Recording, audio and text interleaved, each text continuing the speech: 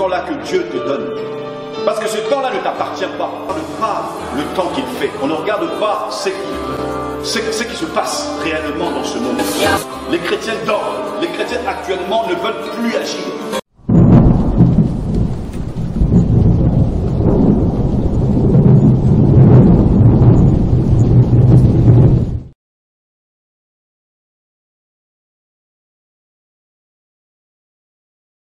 Bien, bonsoir, bonjour, toujours le docteur Véracité KTN, accompagné du pasteur Nestor Lumwamou, tel que je l'avais annoncé ce matin. Alors, nous allons poursuivre avec notre étude sur le pape Léon XIV. Et nous sommes en train d'aborder un élément important sur le pourquoi du nom Léon XIV. C'est sur cela que nous sommes en train de partager. Et nous avons déjà fait un long chemin. Et là, nous sommes en train d'expliquer un élément important pour expliquer les raisons qui ont fait que le pape Francis Robert puisse pouvoir prendre le nom de Léon XIV. Alors, parce que, pour expliquer ça, nous avons dit, pour comprendre pourquoi Léon XIV, on a fait comprendre d'abord que Léon XIV signifiait Lion numéro 14. Parce que Léon veut dire lion. 14, donc, 14, ça évoquait le rang.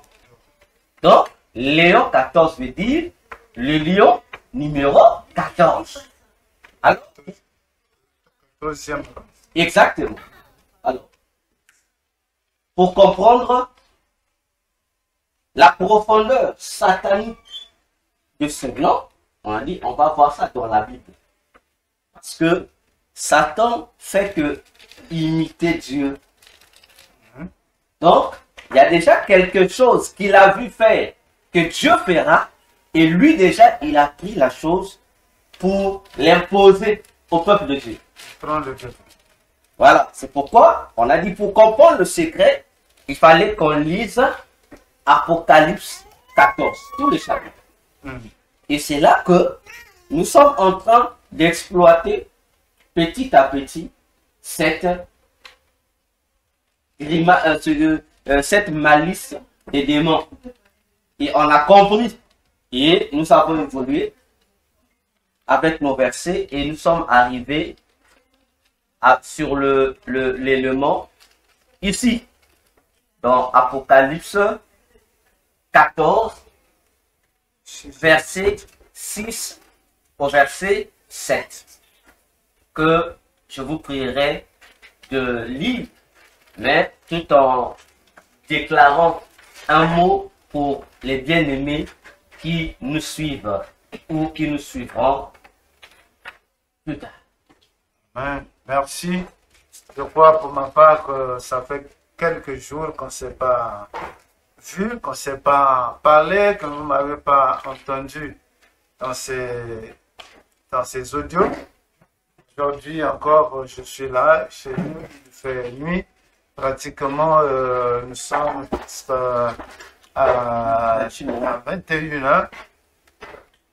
Nous sommes là avec vous, nous sommes là pour vous, ensemble avec l'Esprit de Dieu qui nous conduira, qui nous aidera à comprendre toutes ces choses que nous allons nous dire ici. C'est pourquoi je vous invite, bien-aimés, quel que soit le moment, quel que soit le temps, quel que soit le jour où vous allez rentrer en connaissance de ces audios, je vous prie que vous soyez connectés avec le même esprit, l'esprit de Jésus-Christ, pour que nous puissions aller tous de l'avant et comprendre les mêmes choses. C'est pourquoi je recommande ces moments entre les mains de Dieu et sous le contrôle du Saint-Esprit. Je prie que le Dieu Tout-Puissant prenne sur le contrôle de cet espace que nous occupons, afin que tous ces esprits qui errent, tous ces esprits qui nous côtoient ne puissent pas venir nous distraire, et que l'Esprit de Dieu nous aide à rester connectés avec lui pour la connaissance des choses cachées que le diable utilise pour corrompre et tromper le peuple de Dieu. Que l'Esprit de Dieu nous aide et que la paix de Dieu soit notre partage au nom de Jésus. Amen. Amen. Et comme le pasteur Nestor est là, attendons-nous bien aux questions. Il sera là pour vous aider aux questions. Alors, pasteur, vous allez prendre Apocalypse 14, du verset 14 jusqu'au verset 21. Et nous sommes, oui, nous sommes sur notre E. On va parler de la moisson du roi. Dans Apocalypse 14, du verset 14 jusqu'au verset 20e. Nous allons lire donc au nom de Jésus. Bénissons le Seigneur. Qui nous est donné. Apocalypse 14, à partir du verset 6, c'est ça? Non, 4, non, 14 jusqu'au verset 20. Okay. Verset 14 jusqu'au verset 20. Oui. Moisson et la vendange. Je regardais, et voici, il y avait une nuée blanche. Et sur la nuée était assis quelqu'un qui ressemblait à un fils d'homme, ayant sur sa tête une couronne d'or et dans sa main une faucille tranchante. Et un autre ange sortit du temple, criant d'une voix forte à celui qui était assis sur la nuée: lance ta faucille et moissonne, car l'heure de moissonner est venue, car la moisson de la terre est mûre. Et celui qui était assis sur la nuée jeta sa faucille sur la terre, et la terre fut moissonnée. Et un autre ange sortit du temple qui est dans le ciel, ayant lui aussi une faucille tranchante. Et un autre ange qui avait autorité sur le feu sortit de l'autel et s'adressa d'une voix forte à celui qui avait la faucille tranchante, disant: lance ta faucille tranchante et vendange les grappes de la vigne de la terre, car les raisins de la terre sont mûrs. Et l'ange jeta sa faucille sur la terre, et il vendangea la vigne de la terre, et jeta la vendange dans la grande cuve de la colère de Dieu. Et la cuve fut foulée hors de la ville, et du sang sortit de la cuve jusqu'aux morts des chevaux, sur une étendue de 1600 stades. Amen. Amen. Voilà notre texte, pasteur. Les événements qui sont décrits ici dans Apocalypse 14 sont des événements qui vont se réaliser pendant la deuxième moitié du règne de l'homme impie de l'Antichrist. Donc, ce sont des événements futurs. Le diable, connaissant cela, copie ce que le Seigneur va faire pour punir tous les habitants de la terre, c'est-à-dire les païens, y compris les agents du diable, par rapport à ce qu'ils font. Donc, par rapport à ce qu'ils font subir à son peuple. Non, par rapport à ce qu'ils ont fait subir, ils feront subir à son peuple. Parce que la Bible nous parle du jour de l'Éternel, qui est traduit dans le Nouveau Testament par le jour du Seigneur, qui n'a rien à voir avec le dimanche. Parce que lorsque vous allez dans le catholicisme ou dans d'autres églises, on vous dira que non, le jour du Seigneur, c'est le jour de dimanche, c'est le jour spécial pour aller adorer Dieu. Ça ce sont des fausses doctrines. Ça n'a rien à voir avec la Bible. Parce que il n'y a pas un jour prévu pour aller adorer Dieu. Amen. Il n'y a pas un jour où on peut dire, voilà, comme c'est le 7e jour, on doit adorer Dieu. Non, non, non, et ainsi non. Chaque jour, on peut et on doit. Exactement. Parce que lorsqu'on se focalise sur ces idéologies-là, le dimanche, c'est l'unique journée où on consacre à Dieu. Qui a dit ça? C'est tout. Le 7e jour qui a été... Non, non. Dieu avait donné le 7e jour comme le jour du sabbat, le jour du repos. Le repos, par rapport à quoi? On doit d'abord faire attention. Le repos du sabbat était un repos lié aux activités civiles, pas aux activités religieuses. Ah bon? C'était le sabbat par rapport aux activités civiles et non religieuses. Oui, mais s'il n'est pas libre dans son état civil, comment est-ce qu'il aura le temps de s'occuper? J'arrive, pasteur. Ok. Je répète. Le sabbat est donné pour le repos des activités civiles et non religieuses. Ce qui veut dire, tous les jours, la personne avait le droit de prier. Tous les jours. Tous les jours, il pouvait aller prier. Il pouvait aller au temple offrir. D'ailleurs, les Juifs ils priaient le matin, ils priaient le soir. Donc la prière des Juifs, le matin, ils devaient aller au temple. Il y avait une prière, la prière du matin et la prière du soir. Ok. Je ne parle pas ici de la prière personnelle où on a ajouté une troisième partie, on devait prier le matin, à midi et le soir. Ça, c'est autre chose. Je parle par rapport au temple. Quand on parlait même dans le livre de Daniel, souvent on parle de l'offrande du soir. On parlait, ces prières-là, ça s'appelle parfois l'offrande du matin ou l'offrande du soir. C'est les prières. Donc tous les jours, les gens avaient, le peuple juif avait la liberté d'aller prier Dieu. Mais Dieu a donné le repos hebdomadaire et Dieu dit, c'est en vertu de ce que moi Dieu j'ai fait. J'ai créé le monde en 6 jours et le 7e jour reposé. Donc vous aussi, dans Exode 20, il dit, vous aussi, reposez-vous demain. Donc le domaine religieux n'est pas inclus. N'est pas inclus dans la fête du sabbat. Donc il n'y a pas de repos pour servir Dieu ou pour adorer Dieu. Il n'y a pas un repos pour ça. D'accord. Donc dans le temps, le matin, c'est avant d'aller dans ses activités professionnelles, tout ça. Et le soir, après. Oui, quand c'était 18h, c'était 18h, ils devaient faire leur culte du soir. Ah oui, mais à part cela, il y a un jour aussi spécial où on dit que c'est le jour du Seigneur, ou bien quand on dit que du matin au soir, c'est vraiment le jour consacré. Est-ce que vous savez que le jour du sabbat, ce n'était pas une journée où les gens passaient ça à l'église. Non. Le jour du sabbat, les gens étaient libres d'aller au temple, prier, tout comme rester chez eux. Mais à condition qu'ils ne fassent pas des activités serviles. C'est ce qu'on dit, le jour du sabbat. Et les Juifs préféraient le jour du sabbat se retrouver dans les synagogues. Je dis bien, les jours de sabbat, les Juifs préféraient se retrouver dans des synagogues.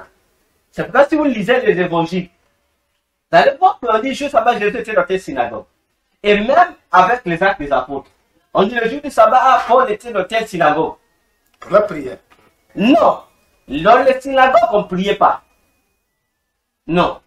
Dans les synagogues, c'était le lieu où on partageait la parole de Dieu, en fait. C'est ça le rôle des synagogues. Donc l'enseignement. Exactement. Donc c'est spécial. Ou bien le rappel. Le rappel. Tout à la fois. Tout à la fois. Parce que, après la déportation d'Israël à Babylone, lorsqu'ils sont revenus,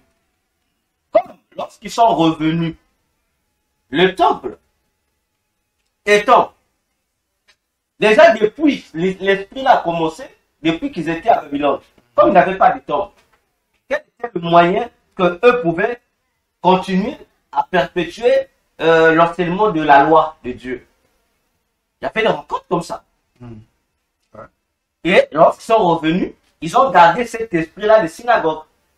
Là où ils s'assoient, en fait, on dit c'est des événements, bon, pas spécialement sur l'enseignement, mais les synagogues, c'était des lieux, en fait, où on traitait les questions de la connaissance de Dieu, on va dire ça ainsi.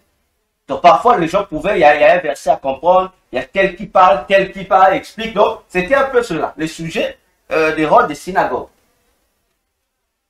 Mais les événements qui tuaient se faisaient au temple de Jérusalem. Mais là-bas, lorsqu'ils venaient dans la synagogue, c'était pour partager la parole. Oui, donc un peu, comme on a dit, l'enseignement. Exact, l'enseignement, l'étude, réponse, exactement. Donc, tout à la fois. Okay. Donc, ça n'avait rien à voir avec l'esprit qu'on en a fait aujourd'hui. Quand on va pour le culte, non. Non. Donc, s'il faut dire, les synagogues étaient comme des centres de réflexion d'Israël. Mais le temple était là. Lorsqu'il fallait faire le culte, ils allaient au temple. Ah. C'est pourquoi, dans Acte 4, par exemple, on dit, à l'heure de la prière, c'est le temple. Voyez-vous? Donc, c'est comme ça. Donc, il n'y a pas un jour. Ah non, le sabbat, non, rien à voir. Rien à voir. Et lorsque Jésus vient, Jésus nous explique que le sabbat, c'est quoi en réalité? On nous fait comprendre que le sabbat hebdomadaire donné dans l'Ancien Testament n'était rien d'autre qu'une prophétie. Hébreux chapitre 3, Hébreux chapitre 4, tout est détaillé encore là-bas. Et on nous fait comprendre qu'il y a encore un jour de sabbat. Et pour entrer dans ce sabbat-là, on dit qu'il faut croire, accepter la parole de Dieu, c'est-à-dire croire en Jésus. C'est clair. Donc, nous ne sommes plus contraints d'observer le sabbat juif. Non, parce que le maître venait expliquer lui-même le sabbat. C'est pourquoi vous allez remarquer, pasteur, Jésus faisait des choses pendant le sabbat, qui énervaient les sacrificateurs. Le sabbat était interdit de guérison. Jésus non. Jésus dit non. L'homme n'avait pas été créé pour le sabbat. Mais le sabbat a été créé pour l'homme, et moi je suis le maître du sabbat. Pour l'homme dire, oh, c'est moi qui ai institué le sabbat. C'est moi qui connais le vrai sens du sabbat. Mais vous voulez me poser cela, je leur dis, bon, dites-moi, qui d'entre vous ici, si sa brebis tombe le 20 du sabbat, il va pas le sortir. C'est le fait de rentrer dedans. Il dit, bon, donc, il est autorisé le jour du sabbat de faire le bien. Et on s'explique que le vrai sabbat, c'est une seule personne. C'est Jésus. Si tu acceptes la parole de Dieu, tu reçois Jésus dans ta vie, on dit, tu es dans le sabbat. Donc tu as déjà la garantie du sabbat. Tu as la garantie du sabbat. Et tu jureras du sabbat lorsque tu iras au ciel. C'est pourquoi Apocalypse dit, je crois Apocalypse 14, 13, si je ne me trompe pas. On dit, heureux les morts en Christ, car ils se reposent de leurs œuvres. N'est-ce pas ça le sabbat? Dieu dit, il s'est reposé de son œuvre qu'il a fait. On dit, lorsqu'on meurt en Christ, ça veut dire que tu meurs, tu vas mener juste ton sabbat.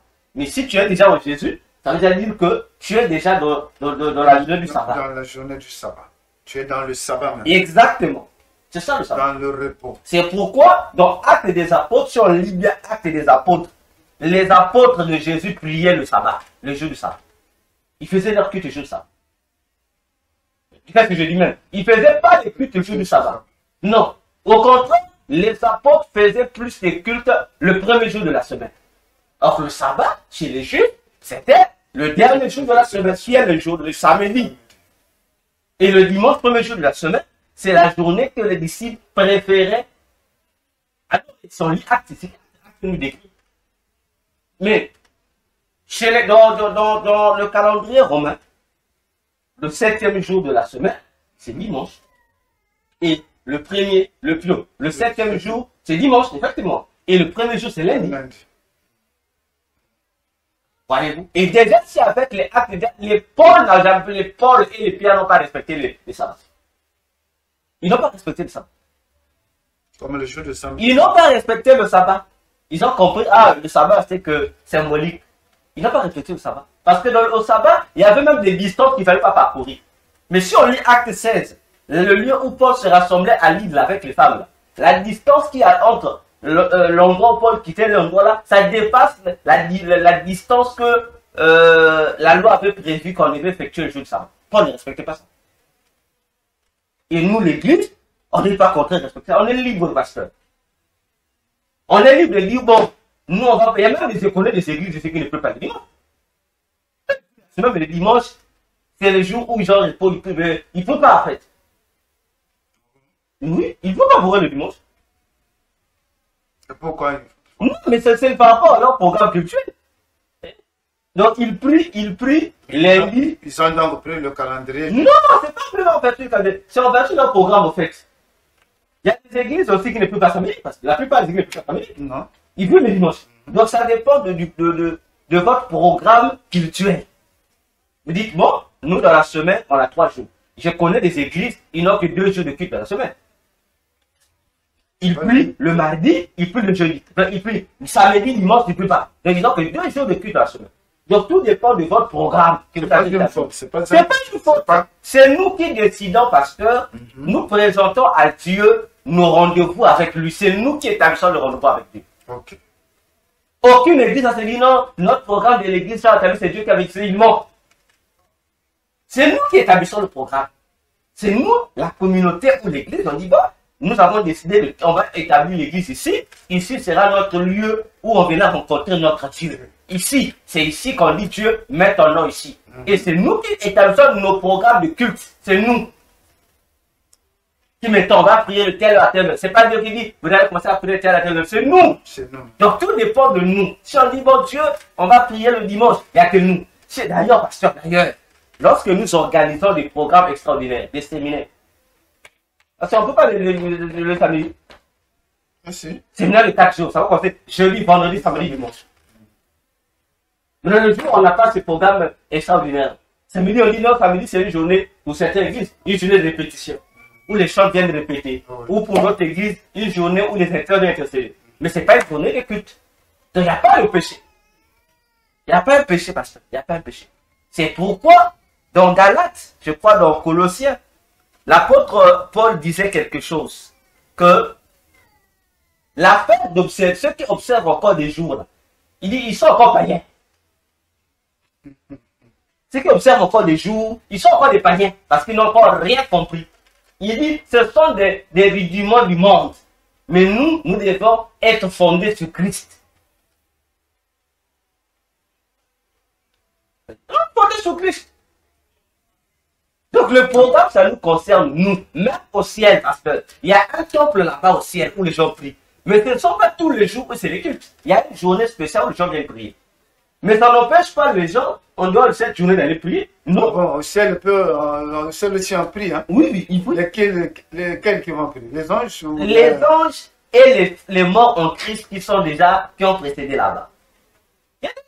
Qui se font là-bas? Et qui officie le culte? Ça dépend. C'est Jésus lui-même ou bien? Ça dépend. C'est normal. C'est pas Jésus qui officie. Lui, il est là, vous l'adorez lui. Il y a quelqu'un qui est comme on dit sur la terre, il y a un maître de cérémonie qui gère la cérémonie. Un ange. Ça dépend, ça peut être un homme, ça dépend de la programmation qui a été faite là-bas. Ça dépend. Ça c'est nouveau pour moi. Non, mais ça se fait. Mais le ciel, c'est pas une imagination. Tel que nous faisons des choses sur la terre, c'est tel que les choses se font au ciel.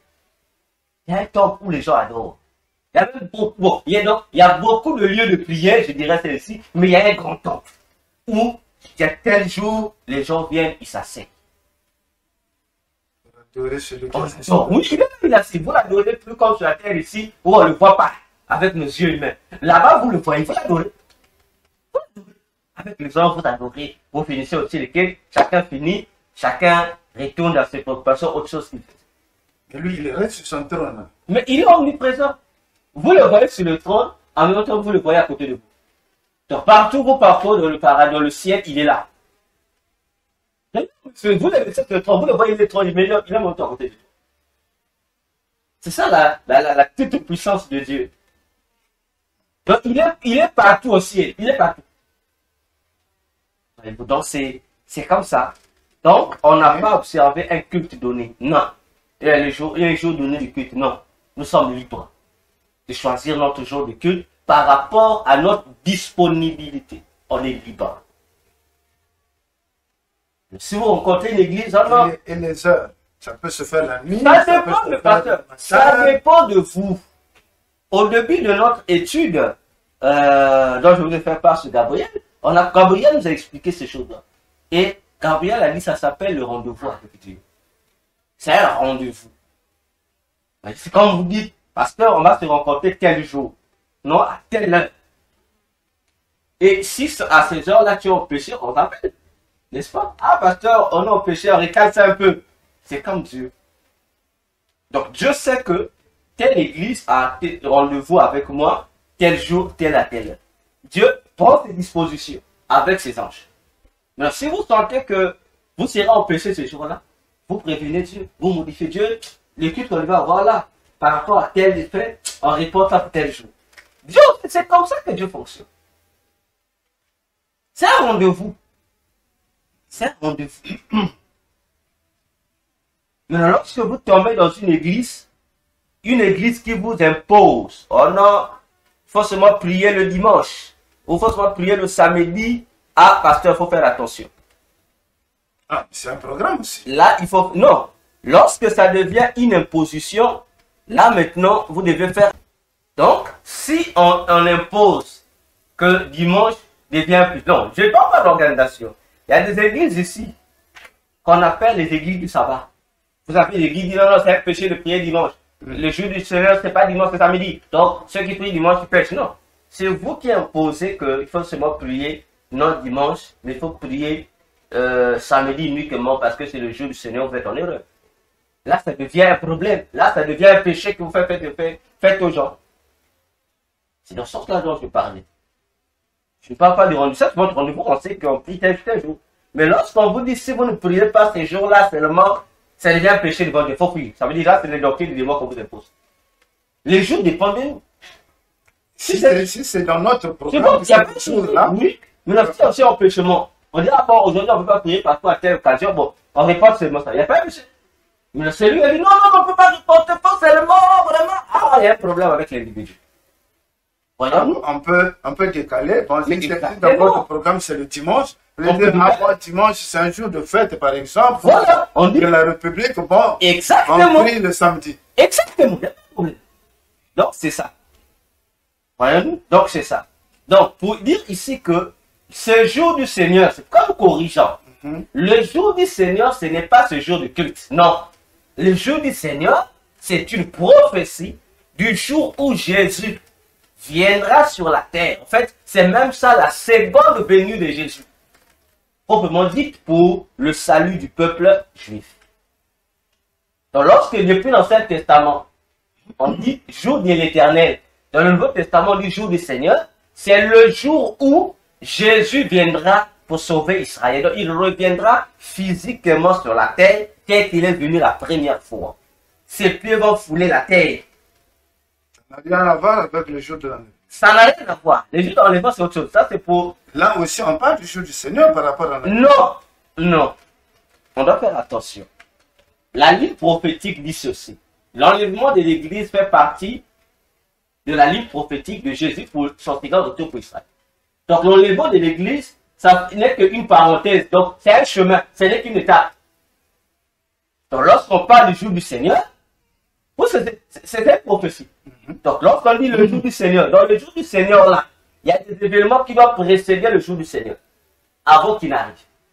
Et parmi les événements qui doivent précéder le jour du Seigneur, l'enlèvement de l'Église en fait partie. L'enlèvement de l'Église en fait partie. Donc, au fait, l'Église n'est pas concernée de ce rendez-vous du jour du Seigneur. C'est pourquoi la Bible parle de deux temps. On dit, lorsqu'il s'agit, on dit le jour du Seigneur. Ok? On dit le jour du Seigneur. Mais on dit l'avènement du Seigneur. Il y a deux choses. Le jour du Seigneur et l'avènement du Seigneur. On présente ces expressions-là. Mais dans la plupart des cas de la Bible, lorsqu'on parle du jour du Seigneur ou de l'avènement du Seigneur, on ne fait pas d'abord allusion à l'enlèvement de l'Église.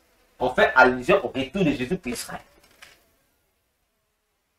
Et lorsqu'il viendra, c'est pourquoi, ça va voilà pourquoi dans l'Ancien Testament, on appelle ça jour de vengeance de l'Éternel. Mais pourquoi, sans te couper, oui. Pourquoi est-ce que les enseignants de la parole de Dieu dans les églises, nous parlons, bientôt Jésus revient. Oui. Jésus revient. Alors qu'on devrait peut-être utiliser un autre mot, parce que s'il faut, par exemple, du jour du Seigneur, c'est le jour du retour de Jésus pour Israël. Donc, l'enlèvement ne devait pas aussi prendre ce même mot comme quoi Jésus revient. C'est comme si, dans cet enseignement, c'est comme si vraiment, quand Jésus revient pour prendre l'église, c'est la fin de tout. Le problème, c'est que les prédicateurs de l'évangile oublient une chose. Ils se focalisent à annoncer l'évangile, mais ils oublient que annoncer l'évangile est une profession, c'est tout un métier. C'est un art, au même titre que les autres arts. Donc, ça veut dire, il ne suffit pas d'avoir l'onction pour aller prêcher. Pierre disait dans 2 Pierre 1, versets 1 à 13, il faut ajouter à la foi certaines choses. Parmi tant on dit la connaissance. Voyons-nous, la connaissance te permettra de savoir calibrer ton enseignement. De savoir prêcher comme on prêchait les apôtres ont eu à faire la part des choses. Jésus revient bientôt. Lorsqu'on dit Jésus revient bientôt, c'est dans l'Apocalypse, il a répété ça. Je viens bientôt. Je viens bientôt. Mais je viens bientôt, il faut me le voir, il s'adresse à qui? À Israël ou à l'Église? Mais l'Apocalypse, c'est un livre destiné à l'Église, pas Israël. C'est pourquoi il est dit à la fin, au dernier chapitre d'Apocalypse, Jésus lui-même dit, que celui qui lit dise que viens. L'esprit et l'épouse disent viens. Voyons-nous. Donc, il faut qu'on sache différencier le retour de Jésus pour l'enlèvement de l'Église du retour de Jésus pour le salut d'Israël. Ce n'est pas ces deux choses différentes, mais le retour de Jésus pour l'Église est inclus dans les événements qui précèdent son second retour pour Israël. Voyons-nous. Parce que la ligne prophétique concerne Jésus et Israël. L'Église n'est qu'une parenthèse qui est créée au milieu, là, dans cette ligne-là. Donc l'Église n'est qu'une parenthèse. Est-ce que ça a été, cette parenthèse-là, c'est pour combler le vide que Israël a créé ou bien une brèche qui a été ouverte pour que Dieu récupère les nations? Pasteur, une chose que Dieu m'a expliqué aussi.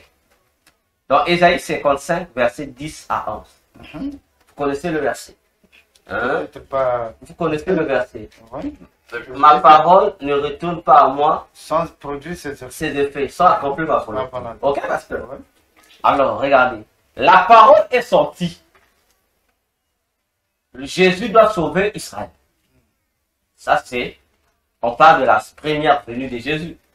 Il est venu pour sauver Israël. Un décret. Lorsqu'on dit la parole sort du trône, c'est un décret. Et Jésus vient accomplir le décret qui a été donné. Donc, dans le décret, on a donné une puissance pour la réalisation de ce travail-là, dans le décret. Alors, pasteur, quand Dieu a parlé, il faut que la chose se réalise. Jésus qui est le mandaté, qui est accompagné, il dira dans Luc 4, verset 7 jusqu'à 17, je crois, ou 21, il dit, l'Esprit du Seigneur est sur moi, il m'a un pour. Nous connaissons le pour. En un mot, pour apporter le salut, la délivrance, à qui? À Israël. Exactement. C'est la prophétie d'Ésaïe 35 qu'il répète dans Matthieu 11 aux disciples de Jean-Baptiste, de le ramener à rapporter à Jean-Baptiste. Ça concerne Israël, parce que dans Ésaïe 35, Dieu dit que moi-même je viendrai, je vous sauverai, et vous me saurez que c'est moi. Donc Jésus est venu, c'est pour Israël. Comme l'ordre était déclaré que la puissance qui accompagne l'ordre de Dieu, c'est le salut d'un peuple qui est Israël. Lorsque le salut arrive, Israël va rejeter l'auteur du salut en question. Alors, la parole ne peut pas retourner sans accomplir la raison pour laquelle elle a été prononcée du trône. Alors, qu'est-ce que je fais? Parce que les destinataires ont refusé. Mais la puissance là est là. reste vacante, cherche quel est le peuple qui doit en bénéficier. Mais le peuple qui doit en bénéficier doit avoir l'identité d'Israël. Parce que ça concerne Israël. Mais comme Israël a refusé, pour qu'un autre peuple puisse en jouir, le peuple-là doit avoir l'identité d'Israël. C'est-à-dire, le peuple qui devait recevoir Jésus a resté Jésus. N'est-ce pas? Parce que la parole, le décret royal du Seigneur, du trône de Dieu, a des calibres. C'est que le décret là doit avoir des effets sur un peuple qui s'appelle Israël, mais le peuple doit accepter le messager. Donc la clé commence par l'acceptation du messager. Tu acceptes le messager, donc l'acceptation du messager va activer la puissance du salut. Mais le peuple refuse le messager. Ça veut dire que la puissance qui doit apporter le salut n'est pas activée. Alors, qu'est-ce qu'il faut? Il faut localiser un peuple qui doit faire ce qu'Israël n'a pas fait pour qu'il soit Israël. Voyons-nous. Alors, quelque chose, pasteur, va se passer. On va lire dans Matthieu, je pense, Matthieu 21. On va lire Matthieu 21, versets 42 à 43. On va lire ce que Jésus a fait et a déclaré. Matthieu 21. Oui. C'est le verset. Versets 42 à 43. 42 à 43. Vous allez comprendre cette transition-là. Oui. Jésus leur dit, n'avez-vous jamais lu dans les Écritures la pierre qu'ont rejetée ceux qui bâtissaient est devenue la principale de l'angle. C'est du Seigneur que cela est venu. Et c'est un prodige à nos yeux. C'est pourquoi je vous le dis, le royaume de Dieu vous sera enlevé et sera donné à une nation qui en rendra les fruits. Ah. Point final. Mettons le point. Amen. Jésus s'adresse à Israël. Et dans la parabole, il identifie Israël en tant que les bâtisseurs. Oui. N'est-ce pas? Mais lui qui est la pierre maîtresse de finaliser à la maison, il est rejeté. Il dit, c'est pourquoi je fais quoi? On va donner un autre peuple qui va en produire. Donc, ça vous sera ôté, il est précis. Donc, on va vous ôter le royaume. Donc, pour dire quoi? Qu'est-ce qu'on vient pour un peuple? Or, le décret royal identifie le pays et le peuple. Donc, il faut que les deux éléments soient réunis. Mais comme le peuple a refusé, maintenant, pour que le salut parte à un autre peuple, il faut d'abord faire quoi? Il faut que ce nouveau peuple aussi devienne les nouveaux occupants d'Israël. Pour que le décret retrouve, comme on dira, ses initiales. Alors, Jésus va récupérer le royaume chez Israël, il va le donner au peuple qui va l'accepter. Et le peuple qui l'accepte, c'est ce peuple qu'il appelle son église, qui devient l'église corps de Christ.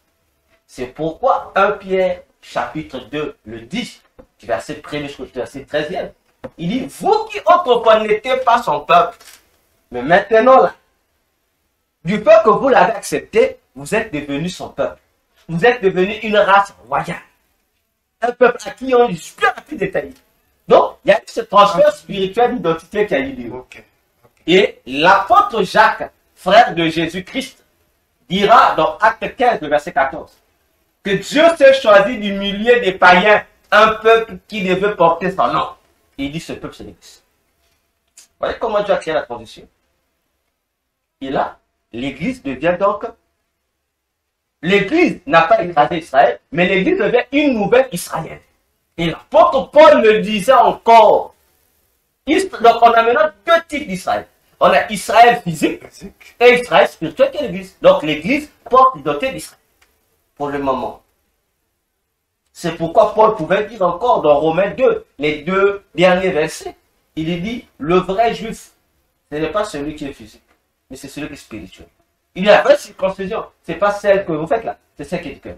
Ah, donc le langage change. Mais le juif physique reste le juif physique. Mais pour cette transition-là, et le salut est venu chez à l'église. Comme le salut est venu à l'église. Ça veut me dire quoi? Nous bénéficions pour le moment de toutes les prophéties qui ont été données pour la bataille d'Israël. Donc c'est comme si leurs bénédictions ont été transférées chez nous. Leurs bénédictions qui étaient en Abraham, Dieu a transféré ça chez l'église. C'est pourquoi on dit aussi que vous qui croyez en Jésus, que vous êtes fils d'Abraham. Ouais. Donc, on devient héritier d'Abraham aussi par cette affaire du transfert. C'est pourquoi aussi Jésus doit venir nous prendre, héritier de Jésus pour l'église, qui n'a rien à voir avec l'héritier de Jésus pour les juifs ici. Donc, voilà. D'accord, d'accord. Donc, c'est le chemin, Exactement. le chemin à suivre jusqu'à ce que le salut d'Israël soit manifeste. Oui. Physiquement. Oui. Et projetant plus loin. Oui. En ce moment-là, avec l'avancée de l'évangile, Oui. le temps où Jésus vient, de quoi sauvera-t-il Israël? Mais Israël doit être sauvé parce que le problème d'Israël, c'est quoi? Israël était un peuple indépendant qui doit rester sur sa terre. Ok? Alors, depuis le siècle, avant la naissance de Jésus, ce peuple, le territoire de ce peuple est tellement convoité par les ennemis de Dieu qu'ils sont obligés de venir coloniser ce peuple, le peuple juif. Et le dernier peuple à coloniser Israël à la naissance de Jésus, c'était les Romains. Donc Jésus doit venir libérer Israël de cette colonisation, lui rendre sa liberté, son indépendance et lui restituer sa terre. Que ça soit plus partagé avec X et Y. Que ça soit sa terre telle que lui, Jésus, avait promis à leurs parents, Abraham, Isaac et Jacob. Premier élément. En fait, le salut d'Israël, c'est ça. Donc, on doit les restituer leur héritage.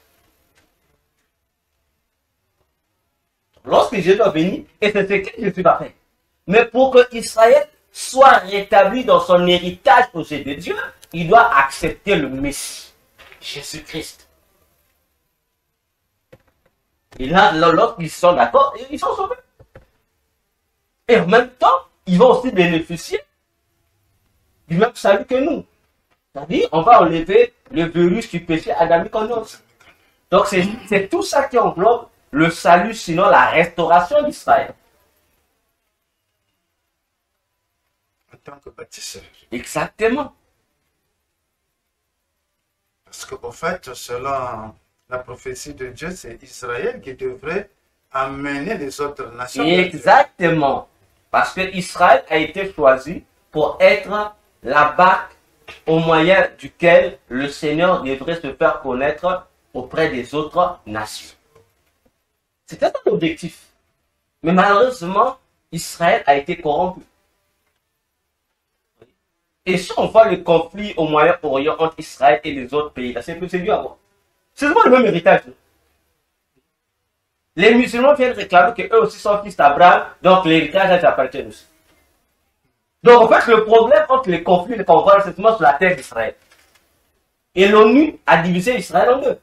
C'est l'ONU qui a dit, bon, une partie pour les Palestiniens, une partie pour vous. C'est vrai. Ils essaient de chercher la paix. Mais alors que Dieu n'avait jamais dit ça. C'est leur territoire. C'est leur territoire. Non. En fait, le conflit, c'est ça.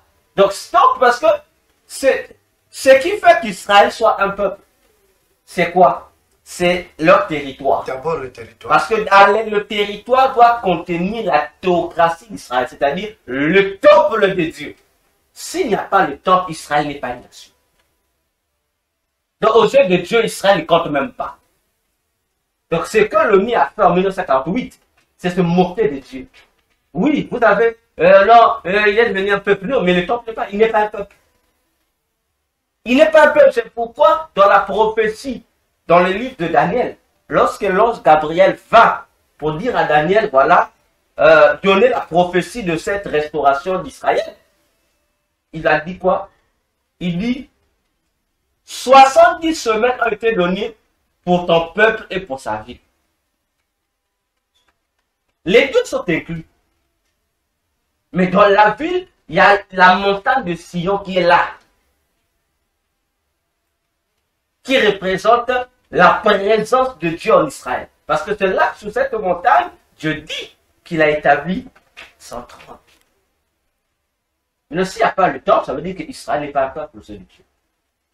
Ils ont construit bien le temple. Non, ils n'ont pas un temple. Israël n'a pas un temple. C'est ce temple-là. Ils ont des synagogues, mais ils n'ont pas de temple. Jusqu'à aujourd'hui. Parce que là où était leur temple, c'est une partie a subi l'implantation de la mosquée des musulmans. Donc Israël n'a pas un temple. Ils ont que des synagogues, ils n'ont pas un temple. Donc ils sont pas un peuple. Donc depuis qu'a été détruit le temple de Salomon. Exactement. Depuis que le temple a été détruit, c'est fini. Ils sont plus un peuple. Ils ont perdu l'identité d'être un peuple. Hérode avait bâti un temple. Mais c'est ce temple-là qui a été détruit. En 69, dans les calendriers des Juifs, en 70, dans les calendriers romains. C'est ce temple-là dont Jésus a dit, il ne restera pas pierre sur pierre ici. Non, Hérode n'a pas construit le temple. Il a juste ajouté des portions. Donc, il a juste, comme on dit, augmenté. C'est tout ce que Hérode a fait. Voilà, donc, je disais que c'est ce jour de l'Éternel qui va commencer à partir du 7e sceau de l'Apocalypse. Lorsqu'on va ouvrir le 7e sceau, le 7e sceau va contenir les trompettes. Les 7 trompettistes vont sonner les trompettes. Donc c'est avec les trompettes que vont commencer les jugements de Dieu en question dont nous sommes en train de parler. Concernant l'église. Non. Là, l'église est déjà enlevée. Là, l'église est déjà enlevée. Ok. D'accord. À partir du 7e sceau. Voilà pourquoi on dit, lorsqu'on ouvre, on a eu à ouvrir le 7e sceau, il y a eu un silence d'1 heure au ciel. Une demi-heure, je pense aussi. Il y a un silence, donc il y a eu silence au ciel. Parce que Dieu dit, bon, c'est le jour, mais là je vais me venger. Et ces jugements vont prendre fin. C'est lorsque Dieu va descendre dans Apocalypse 19, verset 11, jusqu'à la fin. Jésus va apparaître dans les cieux pour détruire les troupes de l'Antichrist et vaincre l'Antichrist et le faux prophète et les jeter. Les premiers qui vont inaugurer le deuxième enfer. L'enfer éternel, ce sera l'Antichrist et le faux prophète. Et c'est à partir de là, Jésus vient maintenant. Et là, il vient établir le millénaire. Pourquoi tu parles du deuxième enfer? Il y a 2 enfers. L'enfer, c'est quoi? Le mot enfer, c'est un mot latin. S'il y a des débats ici dessus. Le mot enfer, c'est un mot latin. Ça veut simplement dire région inférieure de la terre. La terre a des régions. Lorsque vous creusez là, physiquement, il y a des régions. Parce que lorsqu'on creuse un puits, par exemple, il y a une dimension, vous creusez, une dimension où vous allez toucher la plaque d'eau. Mais si vous foncez encore à l'intérieur de la plaque, vous allez avoir une autre dimension. Et spirituellement aussi, c'est pareil. Sous la terre, il y a tout un monde satanique qui est plus grand même que notre monde physique. Il y a un monde. Dans chaque région de la terre, il y a un peuple. C'est comme les mondes, non? Dans chaque continent, il y a des pays. C'est comme ça, cela. Et là-bas, dans les régions inférieures de la terre, il y a une partie, une région où il y a le séjour des morts, qui est le premier enfer. C'est le premier enfer. Le séjour des morts. Oui. Le premier enfer. Il y a aussi une autre partie là-bas, où il y a maintenant les tombes de feu et de soufre, que j'appelle le deuxième enfer. C'est là-bas. C'est là-bas que tous ceux qui sont, exactement, donc après le jugement dernier, c'est dans le deuxième enfer, où seront jetés tous ceux qui sont dans le séjour de mort, et le séjour de mort lui-même et de l'esprit de mort, tout le monde sera resté là-bas. Et le diable. Donc le séjour de mort actuel, le premier enfer, Voilà. ce ne sont pas des enfants de Dieu qui se réveillent. Non, non. Mais si un enfant de Dieu est reçu là-bas, ça veut dire que c'est un enfant de Dieu apostat, c'est un païen. Il est mort sans Christ. Ça veut dire qu'il est mort sans Christ. Pour cela on nous parle du Saint d'Abraham.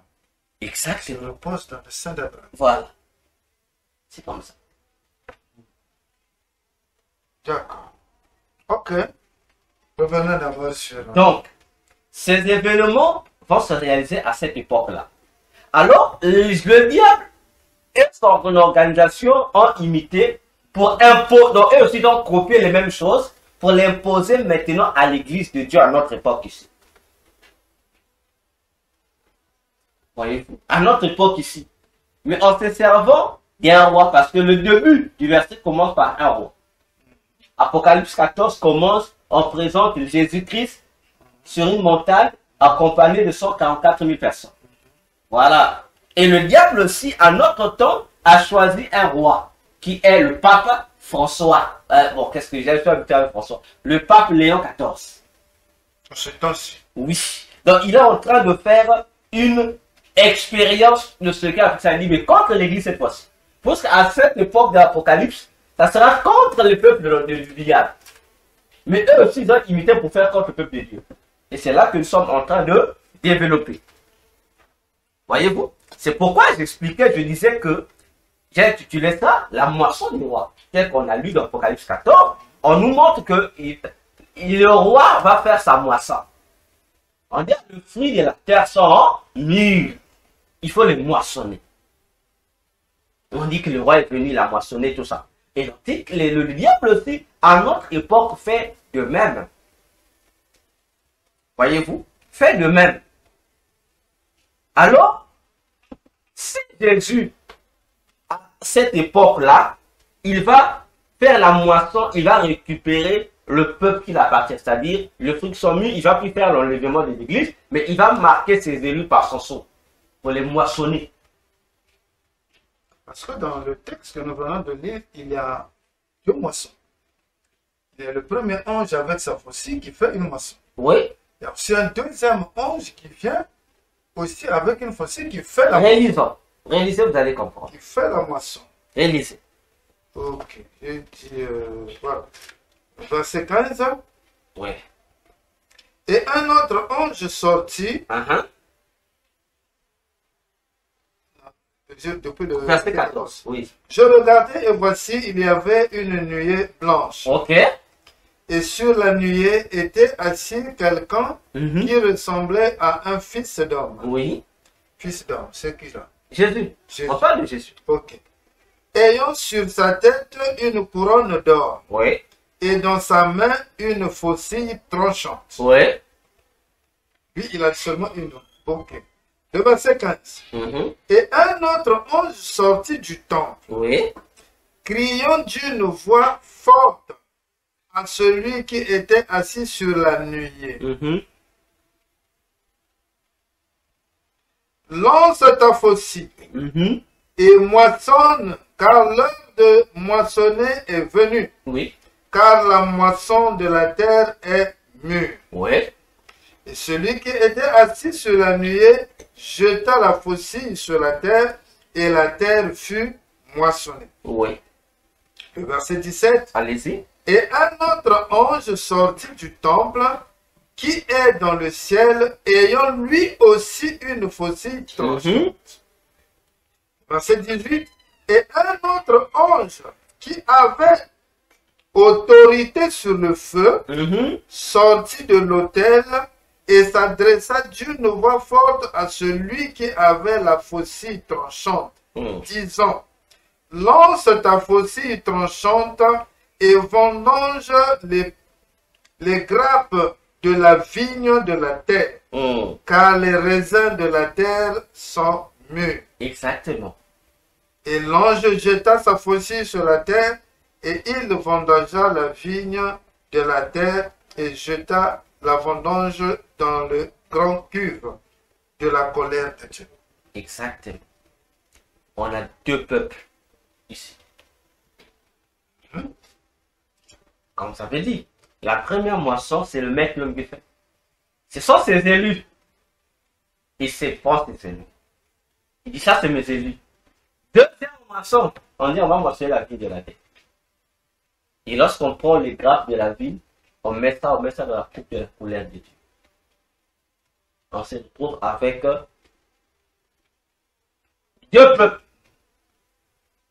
Le premier, les fruits mûrs de la terre. Donc il y a deux fruits qui sont mûrs de la terre. Les premiers fruits, ça part des non-juifs qui vont se convertir pendant cette période d'Antichrist. La ville qu'on va prendre mettre de la grappe, c'est Israël. Ça veut dire que Dieu met de la grappe dans la coupe de la colère pour punir les habitants de la terre. Quand vous dites, je me souviens de vous, je vais me venger. Parce que le second retour de Jésus, c'est pour venger Israël. Pas l'Église. C'est pour Israël. En fait, la particularité, c'est venger Israël. Comme Dieu a dit dans les restes de prophéties. Et pour comprendre ça, il faut repartir dans Apocalypse 7. On explique les deux moissons par le symbole de marquer les sons. C'est pourquoi dans Apocalypse 7, on dit, lorsqu'il devait faire le mal, on dit ne fais pas encore le mal avant que les élus soient marqués. On dit, on a marqué 144 000 pour les juifs et il y avait encore un nombre incalculable de non-juifs qui étaient là avec des palmes, tout ça, où les gens demandent, mais qui sont-ils? On dit non, l'ancien dit, ce sont les croyants de la grande tribulation. Donc ce sont les dimensions. Les païens et les juifs qui seront épargnés des fléaux que Dieu va faire abattre pour se venger. Ouais. D'accord. Voyez-vous, c'est pourquoi j'ai toujours dit, le jour, donc lorsque Jésus vient, après d'avoir vaincu l'Antichrist, il va inaugurer le millénium. Et dans le millénium, on se retrouve dans deux camps séparés. On a le camp des éternels sauvés et le camp des éternels perdus. Parce que, au millénium, l'évangile de la repentance ne sera plus prêché. C'est fini. Donc, l'évangile de la repentance prend fin à l'arrestation de l'Antichrist. Ça prend fin. On va plus prêcher l'évangile de la repentance. Donc, tout le long de là où Dieu est en train de frapper la terre, Dieu déployera même les anges pour venir annoncer l'évangile éternel. Pendant que sur la terre, il y a les deux témoins et les autres chrétiens qui ont évangélisé au ciel là-bas. Donc, en volant, les anges aussi réconcilient. Donc, c'est pendant la période de la grande tribulation que la sélection définitive des enfants de Dieu et des enfants du diable se fera. Donc, dès qu'on rentre dans le millénium, les enfants de Dieu ont le sceau de Dieu. Ils ne peuvent plus perdre le salut.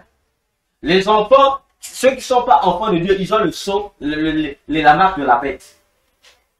Donc, on se retrouve au millénium avec deux peuples. Les éternels convertis et les éternels inconvertis. Parce qu'ils auraient refusé de... Exactement. Parce qu'ils étaient déjà... Il a été dit, les anges ont dit, l'ordre a été donné.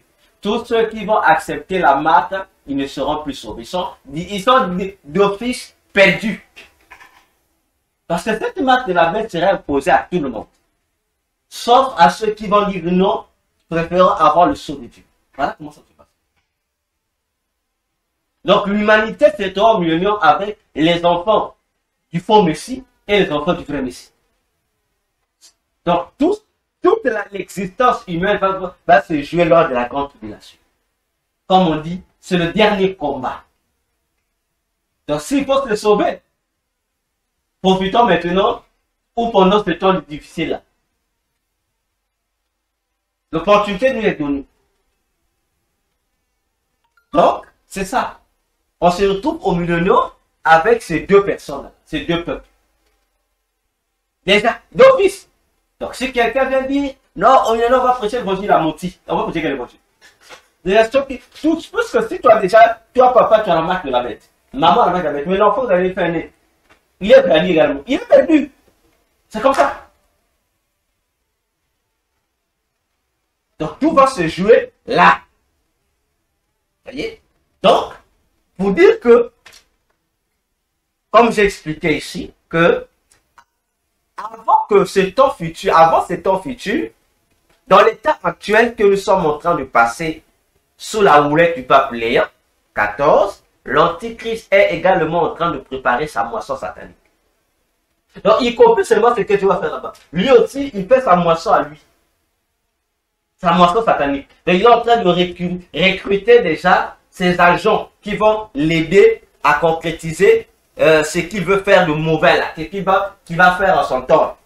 Donc, il prépare. Et ces gens qu'il est en train de préparer, vous avez les recrutés. Donc, c'est-à-dire, cette moisson, c'est quoi? C'est le recrutement des gens qui doivent constituer son peuple adorateur, les acteurs criminels, les éléments qui sont le fruit de son règne sans le vrai Dieu. Donc, lui aussi, il fait la collection déjà. Il est en train de recenser ses agents à lui, qui doivent préparer son terrain. Comme lorsque Gabriel avait dit à Daniel, que le peuple d'un chef. Mais l'Antichrist est en train de préparer ce peuple-là, le peuple d'un chef qui doit le précéder pour préparer son terrain. Voyez-vous? Et voilà pourquoi c'est la moisson du roi, parce que le pape aussi est un roi. Alors, solution biblique.